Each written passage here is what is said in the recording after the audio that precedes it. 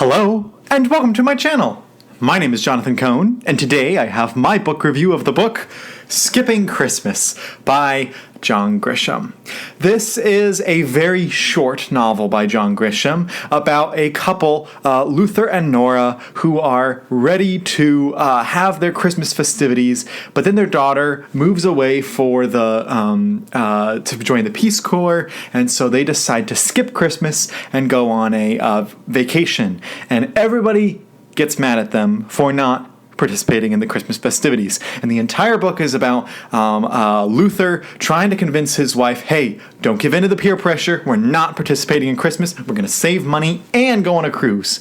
And then at the end of the book, their daughter comes home and they have to throw a big party in one day and go do all their Christmas shopping and stuff. And it's just a fun story. It's a very short, fun Christmas story. And this is not the only short John Grisham book that I've read this year. You know, I've read a lot of his books, and usually they're heavy, serious legal thrillers. But sometimes he has flights of whimsy and decides to write a nice, short, sweet, fun little book.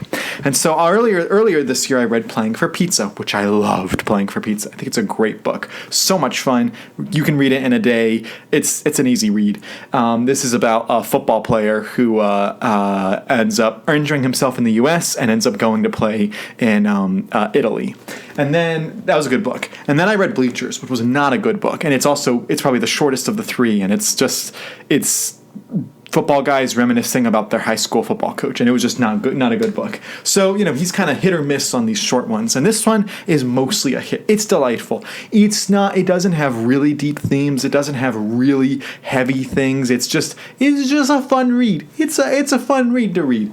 Of course, the premise of the theme of the book is, you know, make sure to celebrate Christmas. Christmas isn't necessarily about buying things. It's about participating with your family. It's about giving. It's about, you know, all that traditional Christmas stuff. And I thought that the book was just a delightful read, just really fun. It's silly. I have seen the movie a couple times with Tim Allen and Jamie Lee Curtis. I think they do a terrific job with it. And the movie is actually surprisingly faithful to the book. The whole Botox thing isn't in the movie. It's in the movie, but it's not in the book. And also the tanning bed thing the order is swapped around and handled a little bit differently. Other than that, pretty much the book is pretty accurate movie is pretty accurate to the book. So it fits well. It's a fun story.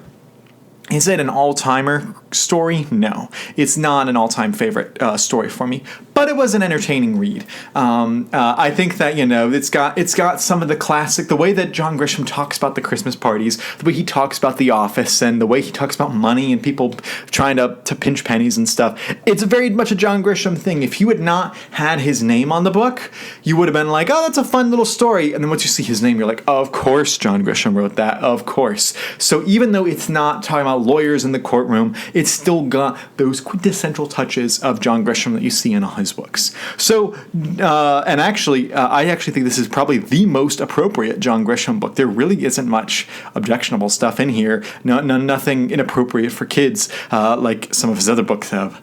But I enjoyed this book. You know, it's a short, sweet. I read it in like 2 sittings. I read 100 pages, went to do something else, came back and read 100 pages. It's super short, big font. It's basically a novella. It's really just a long novella.